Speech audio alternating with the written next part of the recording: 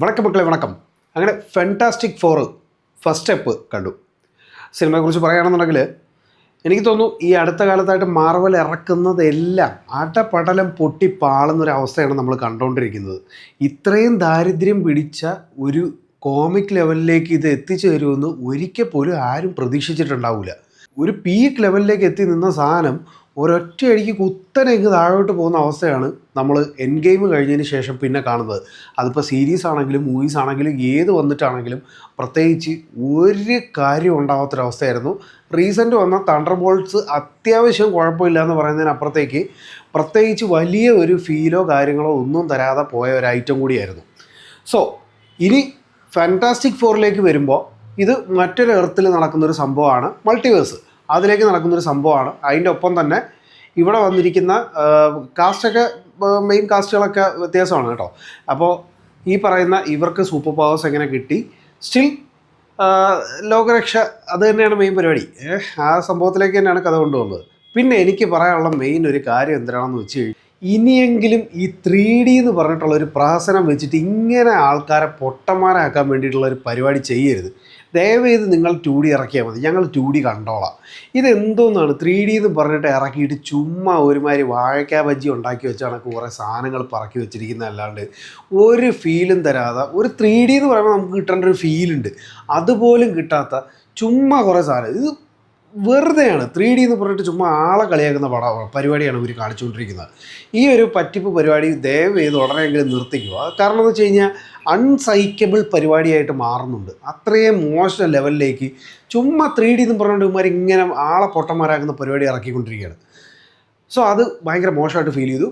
ഇനി സിനിമയിലേക്ക് വരുമ്പോഴത്തേക്ക് ഇത് മറ്റൊരു ഇടത്തിൽ നടക്കുന്നൊരു സംഭവമാണ്. അപ്പോൾ അവിടെ അപ്പോൾ അതുപോലെ തന്നെ ഫാന്റാസ്റ്റിക് ഫോർ എന്ന് പറയുന്നത് പിന്നെ അവിടുത്തെ ലോകരക്ഷകരാണ്.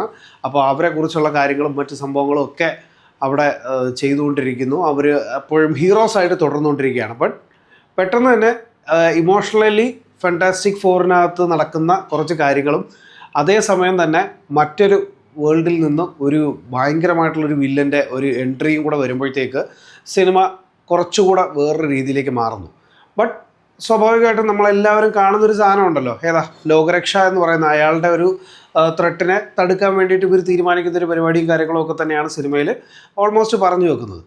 ശരിക്കും പറഞ്ഞാൽ അങ്ങനെയൊക്കെ ആണെങ്കിൽ പോലും സിനിമയുടെ ഒരു നേച്ചർ മുൻ ഫ്ലോപ്പായി പോയിട്ടുള്ള മാർവൽ സിനിമകളെ വെച്ച് നോക്കുമ്പോൾ കുറച്ചുകൂടെ ബെറ്ററായി എന്നാണ് എനിക്ക് തോന്നുന്നത്. കാരണം എന്ന് വെച്ച് കഴിഞ്ഞാൽ അത്യാവശ്യം കോമഡി, ഇമോഷണൽ, ആക്ഷൻ സീക്വൻസ് എല്ലാം കൂടെ ചേർത്തിട്ടൊരു മിക്സ് ലെവലിലേക്ക് കൊണ്ടുവന്ന് ആരെയും ബോറടിപ്പിക്കാത്ത തരത്തിലേക്ക് പടം കൊണ്ടുപോയി എന്നുള്ളതാണ് എനിക്ക് തോന്നിയൊരു കാര്യം.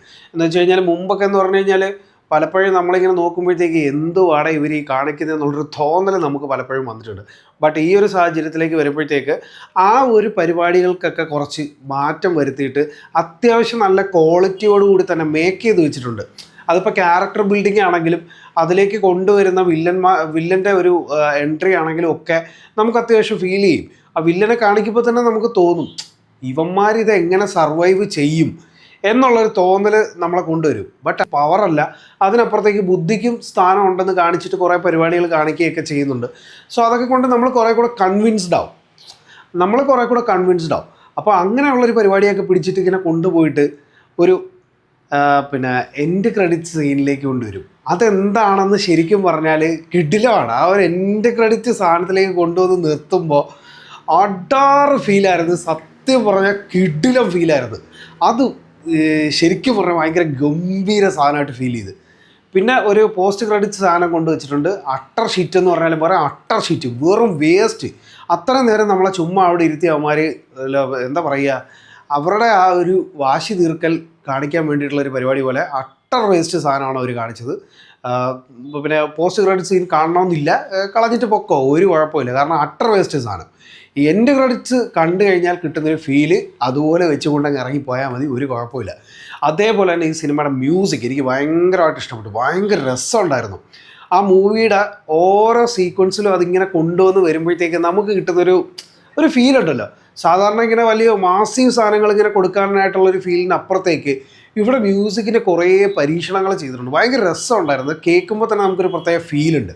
അങ്ങനെ ഓരോ ക്യാരക്ടർ ബിൽഡിങ്ങും പരിപാടികളും സാധനങ്ങളും ഒക്കെ പിടിച്ചുകൊണ്ട് ലോകരക്ഷയും കാര്യങ്ങളും ഒക്കെ പിടിച്ചുകൊണ്ട് അത്യാവശ്യം നമ്മളെ ബോറടിപ്പിക്കാത്ത തരത്തിലേക്ക് പടം നന്നായിട്ട് ഹാൻഡിൽ ചെയ്തവർക്ക് കൊണ്ടുപോകാൻ പറ്റിയത് തന്നെ വലിയൊരു പോസിറ്റീവായിട്ടാണ് എനിക്ക് തോന്നുന്നത്.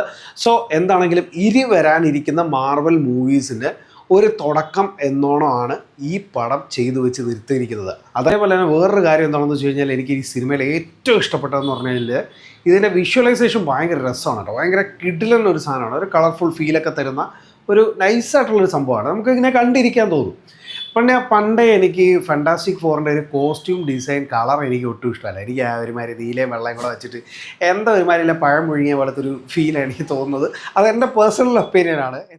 ഒരേ ഒരു കാര്യം ഞാൻ നേരത്തെ പറഞ്ഞതാണ്, ഈ 3D പരിപാടി ഇവന്മാരെ ഒഴിവാക്കുന്നതാണ് നല്ലത്. 2D കാണുന്നതാണ് എനിക്ക് ഏറ്റവും നല്ലത്. കാരണം എന്ന് വെച്ച് കഴിഞ്ഞാൽ ചുമ്മാ കച്ചറ പരിപാടി 3D എന്ന് പറഞ്ഞിട്ട് ചുമ്മാ എന്തൊക്കെയോ കാണിച്ചു വെച്ചാൽ ആളെ പറ്റിക്കുന്ന പരിപാടിയാണ് ഇവർ ചെയ്തുകൊണ്ടിരിക്കുന്നത്. സോ അതെങ്ങനെയെങ്കിലും ഒന്ന് അവസാനിപ്പിക്കണമെന്ന് ഞാൻ റിക്വസ്റ്റ് ചെയ്യാണ്. നന്ദി, നമസ്കാരം. അപ്പോൾ കൂടുതലൊന്നും പറയാനില്ല. ഇൻ ഷോർട്ട് മലു ഈ സിനിമയ്ക്ക് കൊടുക്കുന്ന റേറ്റിംഗ് 3.5 ഔട്ട് ഓഫ് 5 ആണ്. അഭിപ്രായങ്ങൾ വ്യക്തിപരം സിനിമ തിയേറ്ററിൽ തന്നെ കണ്ട് വിലയിരുത്തുക. അപ്പോൾ പുതിയ വീഡിയോസും റിവ്യൂസും റോസ്റ്റിംഗ് അങ്ങനെയും വീണ്ടും വരുന്നതായിരിക്കും. നമ്മുടെ ചാനൽ വരുന്ന വീഡിയോസൊക്കെ ഇഷ്ടപ്പെടുകയാണെന്നുണ്ടെങ്കിൽ ചാനൽ സബ്സ്ക്രൈബ് ചെയ്യുക. അതുപോലെ തന്നെ വീഡിയോ ഇഷ്ടമായിട്ടുള്ളവർക്ക് ഷെയർ ചെയ്ത് കൊടുക്കുക. നിങ്ങളുടെ അഭിപ്രായങ്ങൾ കമൻറ്റ് ചെയ്യാൻ മറക്കരുത്. അപ്പോൾ പുതിയ വീഡിയോസുമായിട്ട് വീണ്ടും കാണാം.